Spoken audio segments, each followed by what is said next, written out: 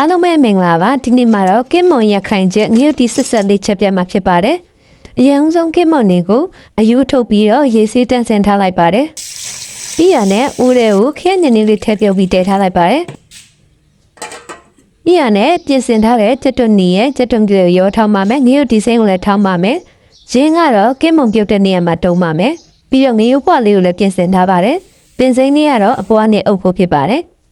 ဒီပုတ်ပုတ်ဆူတဲ့ဘုတ်ကင်းမွန်နဲ့ချင်းနဲ့ထည့်ပြုတ်လိုက်ပါတယ်စားလေးနဲ့ထည့်ပေးပါတယ်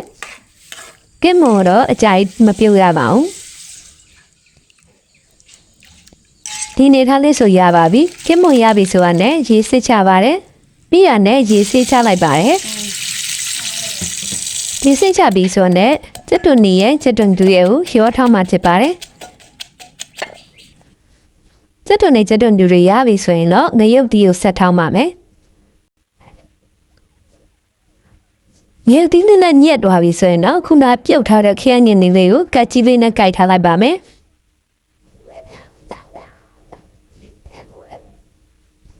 ပြီးရနဲ့စီအိုးတည်ပြီးတော့ချက်တွန်ကြီးချက်တွန်မျိုးထောင်းထားတာတွေကိုထည့်ပြီးစီတက်ပါမယ်စနွဲမုံလေးနဲ့အနှဲငယ်ထည့်ပေးပါတယ်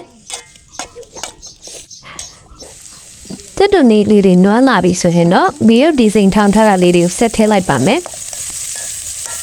ရုပ်ဒီဇိုင်းလေးတွေကိုမွေးလာတဲ့အထိဆက်တိုက်မွေးပေးပါမယ်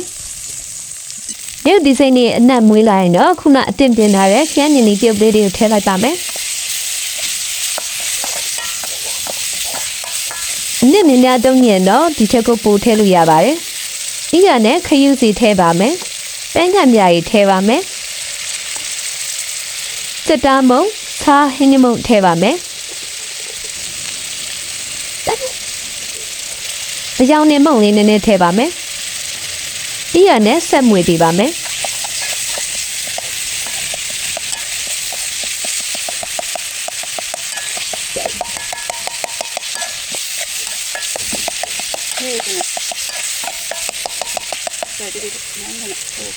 ရေလေးအနှဲငယ်ထပ်ထည့်ပြလိုက်ပါမယ်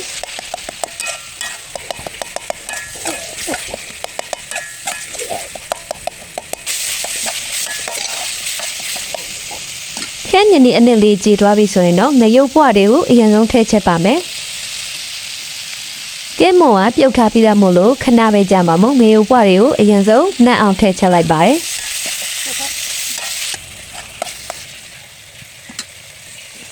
ငရုတ်ပွားလေးတွေနဲ့အောင်ရေအနှဲငယ်ထည့်ပြီးတော့အဖုံးအောက်တည်ထားလိုက်ပါမယ်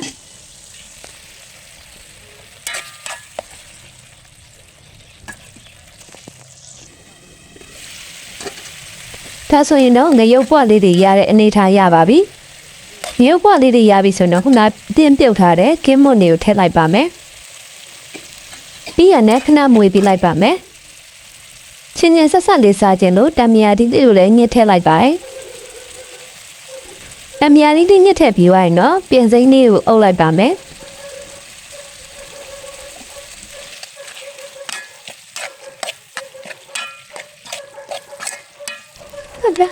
ပြီးရနဲ့အဖုံးလေးအုပ်ပြီးခဏတည်ထားလိုက်ပါတယ်